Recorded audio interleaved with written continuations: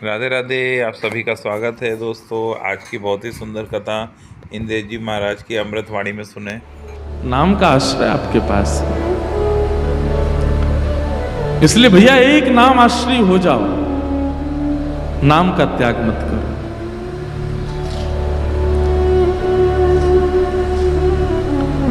एक भगवान के परम भक्त थे केशवदास। क्या नाम था? केशवदास। तो श्री केशवदास जी का ऐसा चरित्र है कि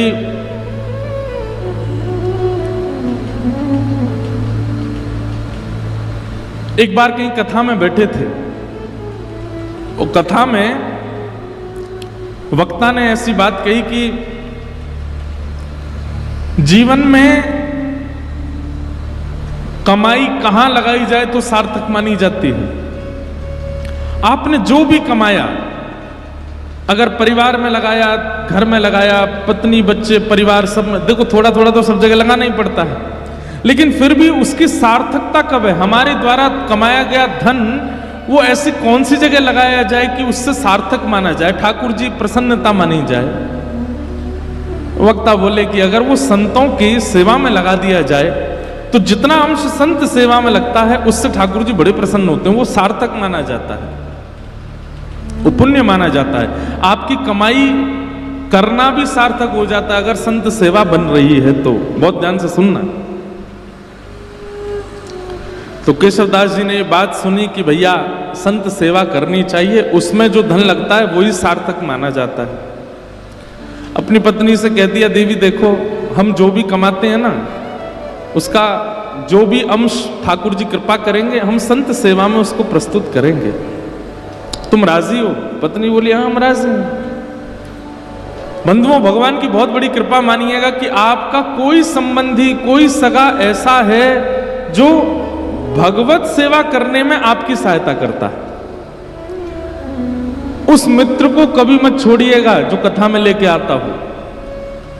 उस मित्र का कभी त्याग मत करना जो वृंदावन लेके जाता हो।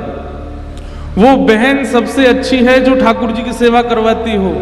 वो भैया सबसे अच्छे हैं जो प्रवचन सुनवाते हों। वो माता पिता सबसे अच्छे हैं जो ठाकुर जी की सेवा की आज्ञा देते हैं। वो पति सबसे अच्छा है जो गुरु सेवा में संग लग जाता हो। अगर इन भावों से कोई भी संबंधी आपका है, चाहे वो बुआ जी हैं, फूफा जी हैं, चाचा हैं, ताऊ जी हैं, पति है, मित्र है, उस संबंध का त्याग मत कीजिएगा। चाहे वो जीवन में आगे चल करके भले ही पद भ्रष्ट हो जाए तो भी उसका त्याग मत कीजिएगा। वो कभी आपको कथा में लेके गया था, उसकी वजह से आपको कथा मिली थी, इसलिए उसका त्याग मत करना। तो सबसे बड़ा संबंधी, सबसे श्रेष्ठ संबंधी। तो कई बार पति भक्त होते हैं पर पत्नी का स्वभाव नहीं होता, और पत्नी भक्त होती है, पति का स्वभाव नहीं होता। दोनों विपरीत होते हैं तो बहुत मुश्किल होती है फिर। लेकिन केशवदास जी की जो पत्नी थी वो बिल्कुल योग्य थी। उसने कहा आपकी जैसी इच्छा, आप कहेंगे संत सेवा होनी चाहिए तो होगी। इतना धन नहीं कमाते थे, बहुत अल्प सी धन कमाते थे कि बस दिन रात भोजन हो जाए बस, लेकिन संत सेवा का प्रण ले लिया। एक बात मानेंगे हमारी, कथा में या गुरुजनों के द्वारा जब कोई बात ऐसी आप सुनते हैं जिसको सोच करके सुन के आपके मन में आता है ये मुझे करना चाहिए, लेकिन मैं कैसे करूं, मेरे पास व्यवस्था नहीं है। आप जब व्यवस्था को आगे रख करके किसी आज्ञा से पीछे हट जाते हैं तो बहुत बड़ी गलती करते हैं। कोई आज्ञा ऐसी हुई, कोई बात ऐसी कथा में सुनी या गुरुजनों से सुनी, वो बात सुनकर के आपके मन में आया ये मुझे करना चाहिए, लेकिन मेरे यहां व्यवस्था नहीं है। व्यवस्था का विचार ही मत करो। जैसे ही आपको लगा कि ये मुझे करना चाहिए, आप करने लग जाओ। जिन महापुरुष से आपने सुना या जिस ग्रंथ की बात आप सुन के आए हो वो सामर्थ्य प्रदान करेंगे, व्यवस्था कर देंगे, आप बस लगना शुरू करो उसमें।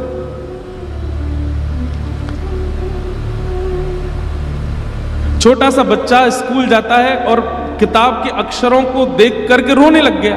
क्यों? क्या कीड़े मकोड़े से हैं, मुझे तो पढ़ ही नहीं जा रहे ये। मैं कैसे अपने पिता की तरह बनूंगा, मैं कैसे अपने चाचा की तरह बनूंगा, ये तो मुझसे पढ़ने में ही नहीं आ रहे। अरे भाई प्रयास तो कर, तो प्रयास करेगा तो धीरे धीरे समझ में आने लगेंगे। हम लोग हिंदू हैं, अगर अभी हिंदी अक्षर के 1 2 3 4 5 6 प्रकट कर दिए जाएं तो हमसे पढ़े नहीं जाएंगे, वो अक्षर भी हमें समझ में आने वाले नहीं है। प्रयास करेंगे तो सब समझ में आता है। इसलिए कभी कोई आज्ञा ऐसी आप सुनते हैं और उसके प्रति आपका भाव बनता है कि ये मुझे करना चाहिए। मान लीजिए किसी महापुरुष की वाणी से आपने सुना कि संत सेवा करनी चाहिए, सप्ताह में 1 दिन निश्चित कर लो कि चाहे ढूंढ के करके आए संत सेवा करेंगे। आपके मन में आया कि मेरा मन तो हो रहा है कि मैं करूं, पर कैसे करूं? क्यों? व्यवस्था नहीं है, चाहे धन की कमी है, चाहे परिवार में कोई साथ देने वाला नहीं है, आदि आदि जो भी व्यवस्था का चिंतन करके रुकिए मत। मुझे संत सेवा करनी चाहिए, ठीक है, अगले सोमवार से मैं सोमवार संत सेवा करूंगा। आप तनिक से प्रारंभ तो करिए। आप प्रारंभ करोगे पूरा ठाकुर जी कराएंगे। केशवदास जी के चरित्र से सीखने को मिलेगा। केशवदास जी की व्यवस्था इतनी उचित नहीं थी कि वो संत सेवा कर सकते हैं, लेकिन कथा में सुन लिया तो मन बना लिया कि अब सेवा मुझे करनी है। और पत्नी का साथ लेकर के जो भी धन कमाते थे उससे बढ़िया प्रसादी बनाते, संतों को निमंत्रण देते, घर पर संत आते, प्रसाद पाते। भगवान की दया से इतना ही प्रसाद बनता कि संत जन पा लेते, उनके लिए नहीं बच पाता था। तो दोनों क्या करते, जो संतों की शीत प्रसादी होती थी उसी को इकट्ठा करते, उसी को पा लेते। कभी कभी वो मिल भी नहीं पाती थी। अब संतों से थोड़ी कहेंगे कि छोड़ जाना थोड़ा, वो बेचारे प्रेम से पाते थे तो कई बार मिलता भी नहीं था, लेकिन संत सेवा बनने लगी। लेकिन ठाकुर जी बहुत दिन तक अनुकूलता रहने नहीं देते। लिख लीजिएगा इस बात को, अगर बहुत प्रसन्नता में जीवन निकल रहा है, भूलिएगा नहीं, आएगा दुख, निश्चित आएगा। बहुत धन के साथ में अभिमान हो गया है कि मैं कुछ भी खरीद सकता हूं, मैं कुछ भी कर सकता हूं, मैं कुछ भी बना सकता हूं, मैं कहीं भी जा सकता हूं। एक दिन आएगा कहीं जाने लायक नहीं रहोगे। और ये विपरीत स्थिति में भी सुनिए, अगर बहुत कष्ट में जीवन जा रहा है तो परेशान मत होइए, एक दिन सुख आएगा। आज इतनी धन की व्यवस्था नहीं है कि आप एक ही वस्त्रों को 5-5 दिन तक पहनते हैं, है ही नहीं वस्त्र। चिंता मत कीजिए, एक दिन ठाकुर जी अनुग्रह कुछ करेंगे। एक स्थिति कांस्टेंट किसी की नहीं रह सकती, परिवर्तन तो होता है, चाहे वो वैष्णव हो चाहे वो संसारी हो। तो केशवदास जी सेवा करते थे। अब धीरे धीरे क्या हुआ, उनका धन जो था खत्म होने लगा। अब सेवा के लिए धन नहीं बचा। उन्होंने कर्जा लेने का मन बनाया कि मैं कर्जा ले लेता हूं। संत सेवा नहीं छूटनी चाहिए। अब बेचारा कोई धनवान नहीं होता, सामान्य होता तो उसको कोई कर्जा भी नहीं देता। बाजार में निकल गए कर्जा लेने के लिए कि कोई हमें थोड़ी सी सेवा कर दो तो हम संत सेवा करेंगे। किसी ने भी उनको देने से मना कर दिया। लेकिन एक चतुर व्यापारी था, जब ये गए उसके पास, बोले आप जो कहेंगे हम ब्याज सहित आपको वापस कर देंगे, हमें थोड़ा सा धन दे दो, संत सेवा करनी है। तो व्यापारी ने कहा ठीक है हम दे देंगे तुमको धन, लेकिन बदले में हमको ब्याज सहित धन नहीं चाहिए, एक सेवा कर दो हमारी। ये तो नाचने लगे, बोले आप जो कहोगे सो करूंगा। क्या करना है पूछा नहीं। हम आप सब लोग होते तो पूछते, भाई हम जितना धन ले रहे हैं उसके समान ही मेहनत करेंगे। बोले आप धन दे दीजिए, मैं संत सेवा कर रहा हूं, उसके बाद आ जाऊंगा, आप जो कहोगे करने को तैयार हूं। धन दे दिया, संत सेवा हो गई। संत सेवा करने के बाद पत्नी से कह दिया देखो अब अगले 1 हफ्ते के लिए हमारे पास में खूब संपत्ति आ गई है, अब तुम चिंता मत करो, संतों की सेवा पर मैं किसी को कर्जा चुकाने जा रहा हूं। तो कर्जा कैसे चुकाओगे, आप धन तो है नहीं। बोले वो सेवा करनी है, उसी से चुक जाएगा। एक भला आदमी मिल गया, उसने कहा कि पैसा मत लौटाना, सेवा कर देना। केशवदास जी लौट करके गए उसके पास, बोले भैया बताइए क्या सेवा करनी है? आप कहें तो बर्तन मांज दूं, झाड़ू लगा दूं, पोंछा कर दूं, पुताई कर दूं, क्या करना है आप बताओ। बोले हमारी एक जमीन है, वहां पर कुआं खोदना है। कुआं खोदना है। कुआं खोदने का मतलब समझते हैं? कितनी गहराई में जाना पड़ेगा, जब तक जल ना आ जाए तब तक खोदते रहो, और जब वो जल निकलना प्रारंभ हो जाए उसके बाद भी कितने फीट अंदर तक खोदना पड़ेगा, फिर चिनाई करनी पड़ेगी, कुएं में पूरा उसको आकृति देनी पड़ेगी, फिर बहुत दिन तक जल खींचना पड़ेगा, सारा मतमैला जल निकल के जब बिल्कुल स्वच्छ जल आ जाएगा तब कुएं का निर्माण होगा। इतना तो धन भी नहीं लिया था उन्होंने जितना उनको सेवा दे दी, लेकिन प्रसन्न हो गए। जो आ गया, कहां जाना है बताइए। एक बार भी ये नहीं कहा कि आप ऐसी सेवा कैसे करा सकते हैं। पहुंच गए फावड़ा लेकर के और लगे, जैसे करते, निकालते, फेंकते, करते मिट्टी, तो वो एक गति जैसी बन गई थी। फावड़े चलने की आवाज, मिट्टी भरने की आवाज, फिर उसको दूर फेंक, उसकी जो वो धुन बन गई थी उसमें इतना उनको सुख मिलने लगा था कि वो राम राम जपते हुए ये करते थे। और उन्होंने नियम लिया कि ये मैं अपनी संत सेवा चुका रहा हूं, किसी से लिए थे मैंने धन संत सेवा, वो चुका रहा हूं। मैं नियम रखूंगा कि मैं इस पूरे क्रियाकलाप में संसारी बात नहीं करूंगा, केवल राम राम बोलूंगा।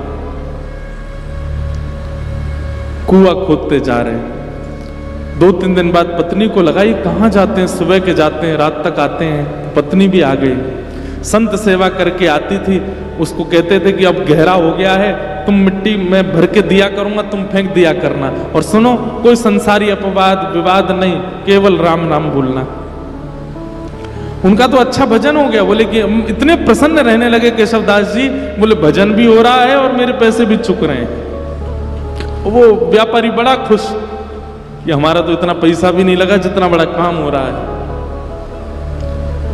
करते जा रहे हैं, करते जा रहे हैं, करते जा रहे हैं, पर कई बार बंधुओं भक्तों को अपना यश खुद नहीं बनाना पड़ता, ठाकुर जी उनका यश बनाते हैं।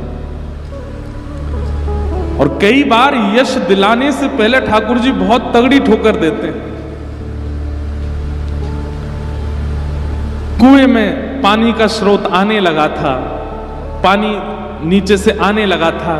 बड़े प्रसन्न हो गए थे केशवदास जी कि अब जल आ गया है, वो जिन्होंने मुझे धन दिया उनकी सेवा पूरी हो रही है।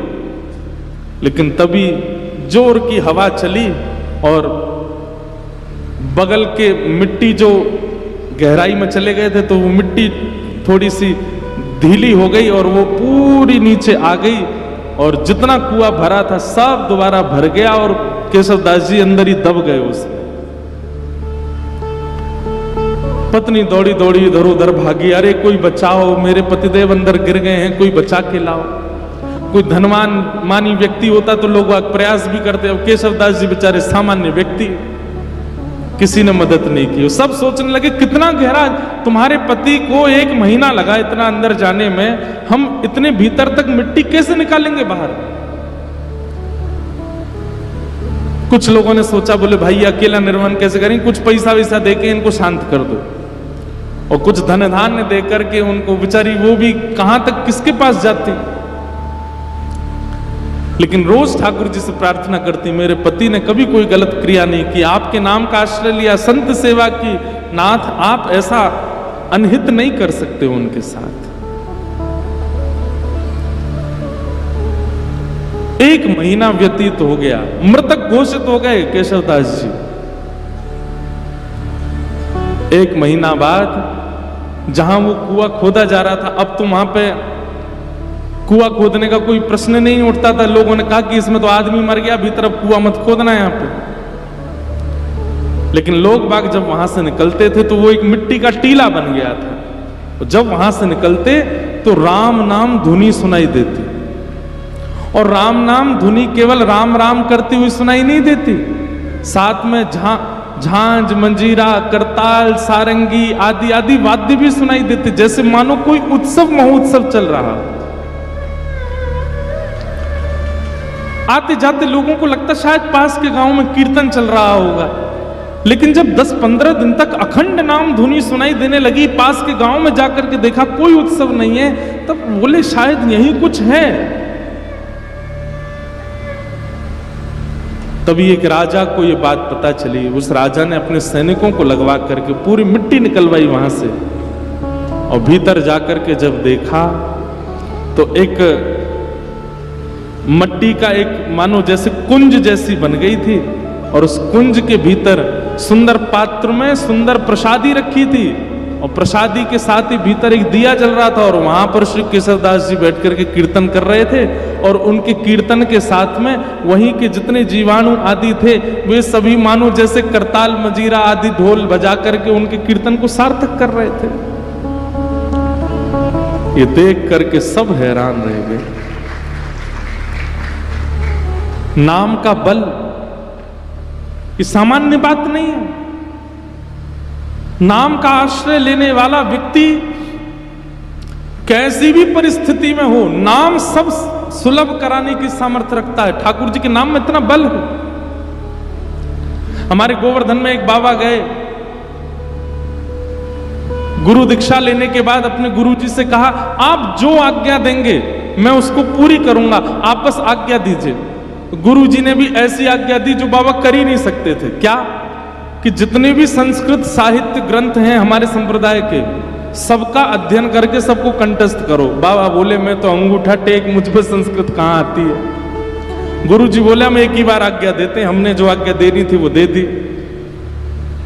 बाबा इतने रोने लगे, गिरिराज जी की तलेटी में रोते, हे किशोरी जी, हे श्यामाजू, मैं तो अनपढ़ गंवार हूं, और गुरुजी ने आज्ञा की कि सारे संस्कृत साहित्य हमारे संप्रदाय के सबको कंठस्थ करो। कैसे करूंगा मैं, मुझे तो पढ़ना ही नहीं आता,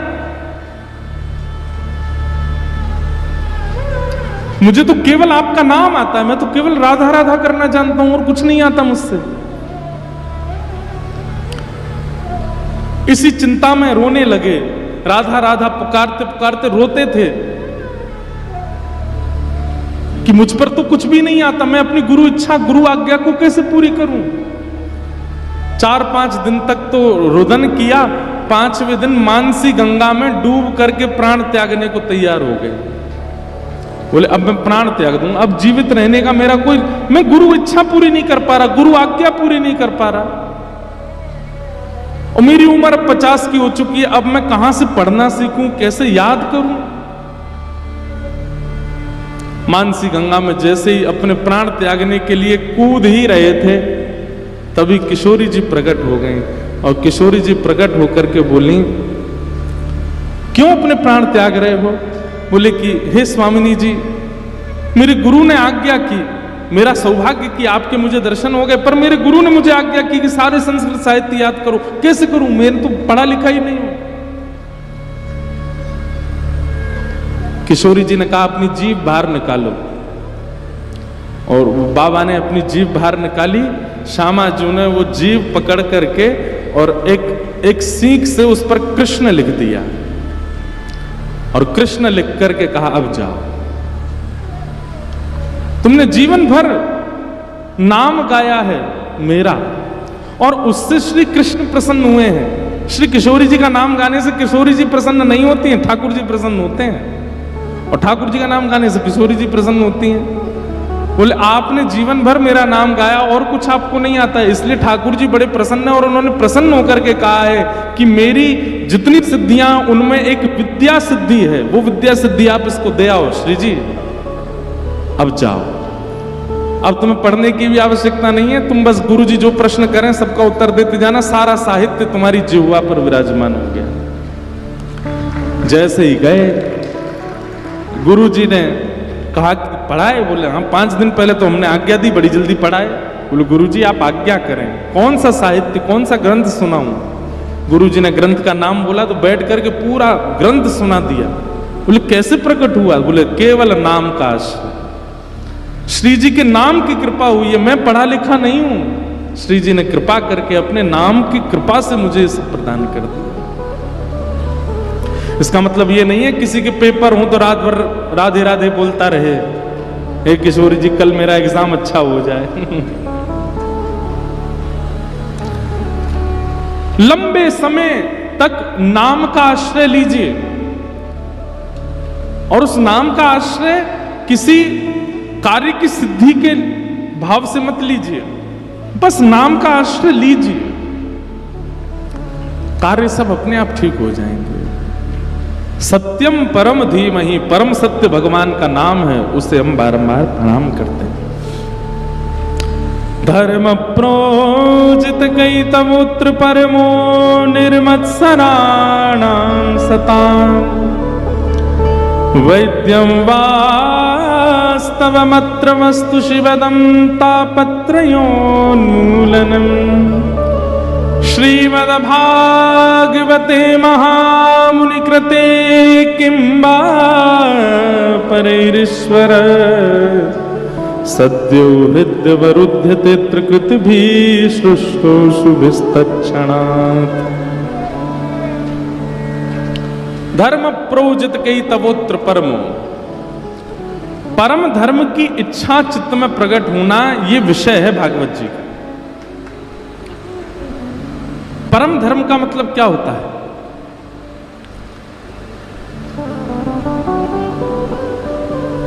परम धर्म का मतलब क्या है कि अब मैंने बहुत कमा लिया, बहुत खा लिया, बहुत कर लिया, बहुत सब कुछ करके देख लिया, अब मुझे एक ठौर चाहिए बस। एक प्रकार का ये परम धर्म है। धर्म क्या है? कमाने में निपुणता प्राप्त करना, घर परिवार को संभालने में निपुणता प्राप्त करना, बच्चों का ब्याह करना, पत्नी को संभालना, परिवार को संजोना, व्यापार भी उचित कर, ये सब धर्म के अंतर्गत आता है। पर परम धर्म का मतलब क्या है? अब इस देह का तो मैंने कल्याण कर लिया, अब आत्मा का कल्याण करना है, वो परम धर्म है। एक दिन ऐसी चेतना मन में प्रकट हो जाए कि बस अब इस आत्मा की सद्गति मुझे देखनी है, कैसे होगी? अब मुझे एक आश्रय चाहिए। आपने सुना होगा प्राचीन काल की जितनी भी राजाओं की कथा सुनाते हैं व्यास मंच, सब में क्या कहते हैं? एक उम्र आने पर राजा वन को चले गए, राजा वन में जाकर के भजन करने लगे। पर आजकल कोई वन में नहीं जाता, वन ही नहीं बचे। आजकल कोई वन में नहीं जाता। लेकिन एक बात कहें, इस कलिकाल में वन श्री वृंदावन है। आपका मन जिस दिन वृंदावन की ओर बढ़ जाए, मन जिस दिन वृंदावन के अलावा और किसी को प्रायोरिटी ना देता हो, उस दिन समझ जाना कि बस यही हमारा वनवास है, यही हमारा वन गमन है। मन में और कोई इच्छा ना आवे वृंदावन के अलावा। बंधुओं, कभी कभी अपनी भक्ति ऐसे नापा कीजिए कि आपको ठाकुर जी और दूसरी तरफ संसार की कोई वस्तु रख दी जाती हो और एक चीज चुनने को कही जाती हो, फिर अपने मन को देखा करो कहां की तरफ आकर्षित हो रहा है। जैसे एक तरफ तो ठाकुर जी का राजभोग प्रसाद है और दूसरी तरफ पिज्जा है, बर्गर है, बढ़िया बढ़िया चीजें हैं संसारी जो ठाकुर जी को भोग नहीं लगी। अब अपने मन से पूछो, एकांत में किया करो, ये सबके सामने करोगे तो सबको पता चल जाएगा। और कई बार सबके सामने तो आप आडंबर भी कर सकते हो, जबरदस्ती प्रसाद ही पकड़ोगे। पर कभी कभी अपने आप से पूछिए आपका मन किस तरफ जा रहा है। आप नाम जप करते हैं, रोज तिलक लगाते हैं, कथाएं सुनते हैं, कभी कभी नाप तोल के देखा तो कीजिए कि भक्ति की स्थिति पहुंची कहां अभी। बहु व्यंजन एक तरफ रख दीजिए और ठाकुर जी का प्रसाद एक तरफ रखिए और बिल्कुल बिना चीटिंग के देखो कहां की तरफ, किसकी सुगंधि की तरफ, किसके स्वरूप की तरफ जीभ में पानी आ रहा है, मन जा रहा है। अगर वो संसारी वस्तु के प्रति हो रहा है तो फिर उसके बाद भजन में एक माला बढ़ा दो, थोड़ा सत्संग और बढ़ा दो। और यदि वो ठाकुर जी के प्रसाद की ओर भाग रहा है, बहुव्यंजन सामने रखे लेकिन मन में इच्छा ही प्रकट नहीं हुई, ठाकुर जी का प्रसाद प्रधान है, तो अब ये समझ जाओ कि हमारे गुरु की कृपा, हमारे भजन का प्रभाव, हमारी सत्संग, हमारे पुण्यों का प्रभाव, ठाकुर जी हमें प्रिय लग रहे हैं। अब प्रसन्न हो जाओ। स्थानों को रखो, एक तरफ अपॉर्चुनिटी है आपके पास कहीं विदेश जाने की और एक तरफ अपॉर्चुनिटी है फ्री समय हम वृंदावन भी जा सकते हैं। कहां जाना चाहिए? लेकिन मन में विदेश का ही आएगा। यहां बोल रहे हो आप लोग, आप विदेश जाने के लिए पहले हां करोगे, वहां जाना है। कभी कभी ये नाप तोल करके देखा कीजिए कि कहां की तरफ रुझान ज्यादा है, और यदि वो रुझान भगवत सेवा के प्रति, भगवत वस्तुओं के प्रति बढ़ रहा है, तो इसका मतलब क्या है? आप परम धर्म के मार्ग पर अब निकल चुके हो, अब उसके प्रयास और ज्यादा कीजिए। अब ठाकुर जी ने चुन लिया है, अब इस मार्ग को और निपुणता से इस मार्ग पर आगे बढ़िए। धर्म प्रौजित गई तवोत्र परमो निर्मत सराणाम सता।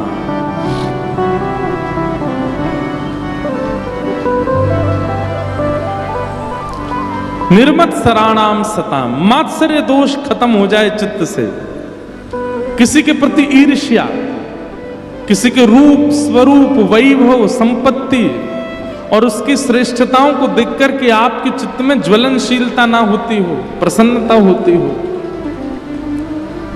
समझ जाओ अब ठाकुर जी हमें स्वीकार कर रहे हैं। तीसरा, वैद्यम वास्तव मत्र वस्तु शिवदम।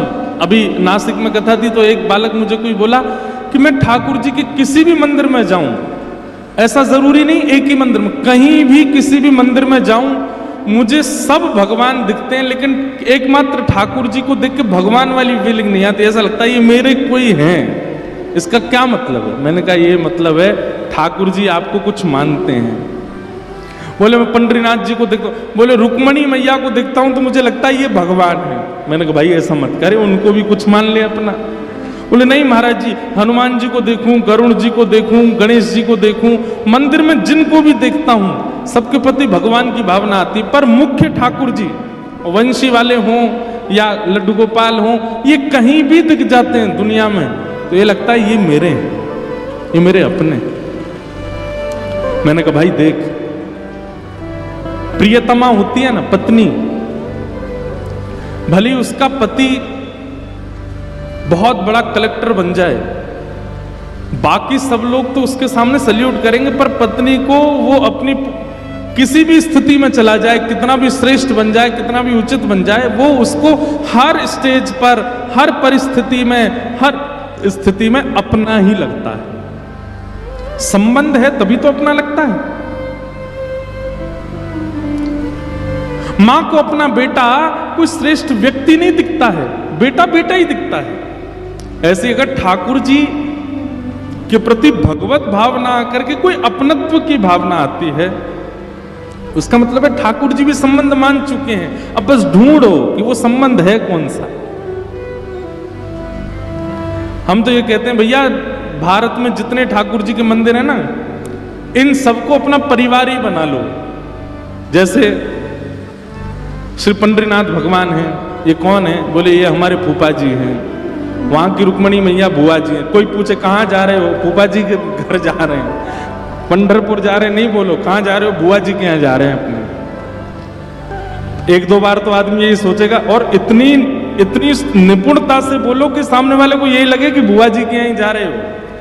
5-6 बार बाद उसको पता चले कौन सी बुआ जी तुम्हारी? बोले चंद्रभागा नदी के तट पर रहती हैं, रुक्मणी मैया हमारी बुआ जी हैं, ठाकुर जी हमारे फूफा जी हैं। द्वारिका के ठाकुर जी को अपने जीजा जी मान लो, वहां की रुक्मणी मैया हमारी बहन है। अब कहाँ जा रहे हो? जीजा जी के यहाँ जा रहे हैं। जगन्नाथपुरी में ये कौन है? बोले ये हमारे चाचा जी हैं, चाचा जी से मिलने जा रहे हैं। बद्रीनाथ भगवान, बोले ये तो नाना जी हैं हमारे। अच्छा बद्रीनाथ वैसे भी नाना जी हैं, क्यों? श्रीमद् भागवत का निर्माण बद्रीनाथ में ही हुआ, और भागवत जगत माता है, और माता जी का जो जन्म स्थान होता है वो नानी का घर ही होता है। तो लो ऐसे भी संबंध बन गया कि वो नाना जी हैं। श्री राधा रमन जी कौन है? बोले ये तो हमारे प्रियतम है। बिहारी जी कौन है? ये हमारे सखा हैं। राधा वल्लभ जी कौन है? बोले ये हमारे सखा के सखा हैं। ऐसे कोई संबंध, सबसे संबंध बना लो और फिर उस संबंध का निर्वहन कीजिएगा, उस संबंध को निभाइएगा, उसी संबंध से जाइए, उसी दृष्टि से देखिए, उसी भाव से मिलिए। बिहारी जी अगर आपको भाई के रूप में लगते हैं और कभी बहुत भीड़ हो जाए तो भीतर जाकर के थोड़ा रोष भी बहन की तरह कर सकते हो या भाई की तरह कर सकते हो। अरे भैया तो बहुत बड़ा होगा, अब तो दर्शन ही ना दे हमें, इतनी भीड़ है गई है, कोई धक्का मारे कोई भगा दे यहाँ ते, ऐसा मत करे भैया, लाला मिल लेकर हम ते। ठाकुर जी अनुग्रह करेंगे, ठाकुर जी कृपा करेंगे। आप संबंध मानिए, ये बात कोई मनगणंत नहीं है, ये भगवत वाणी है। वैद्यम वास्तव मत्र वस्तु शिवदम, ठाकुर जी से संबंध मानो। गोस्वामी तुलसीदास जी कहते हैं, मोहे तोहे नाते अनेक मानिए जो भावे, जो भावे वो संबंध ठाकुर जी से मानो।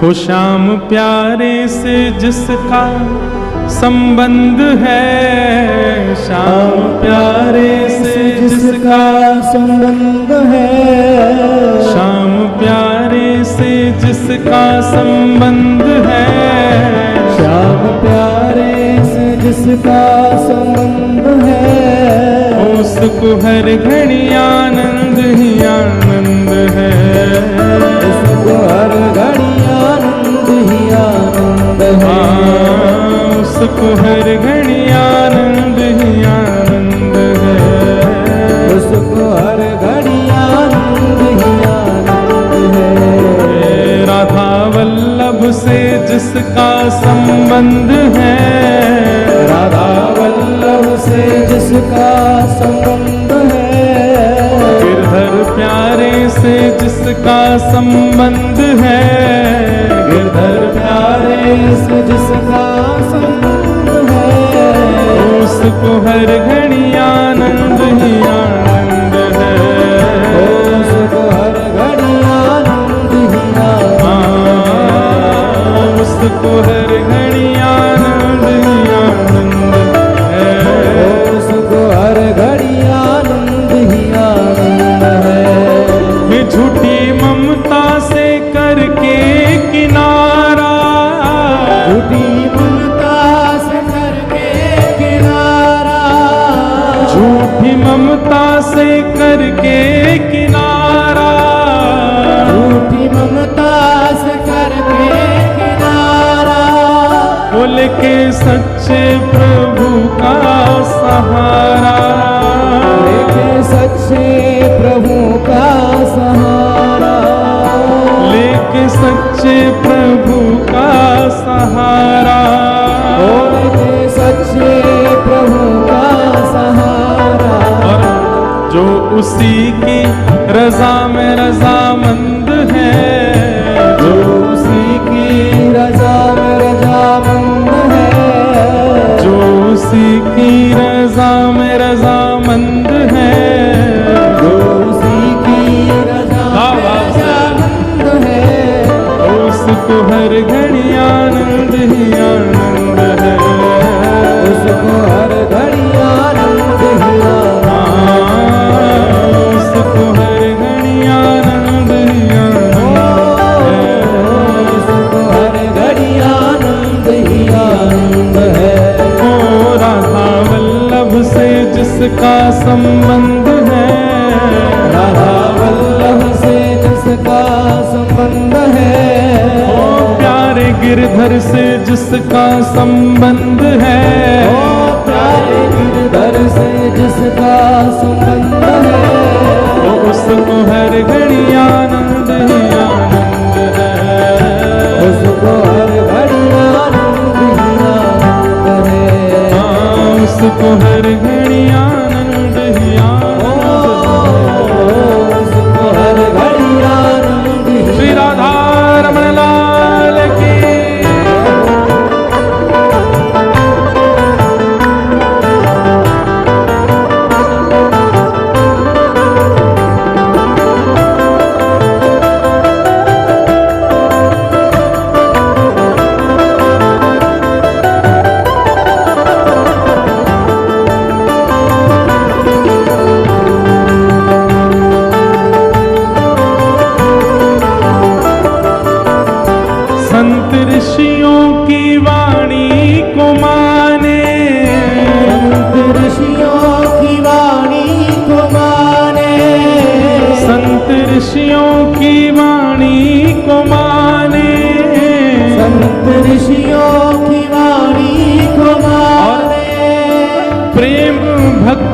की महिमा को जाने, ओ प्रेम भक्ति की महिमा को जाने, ओ प्रेम भक्ति की महिमा को जाने, ओ प्रेम भक्ति की महिमा को जाने।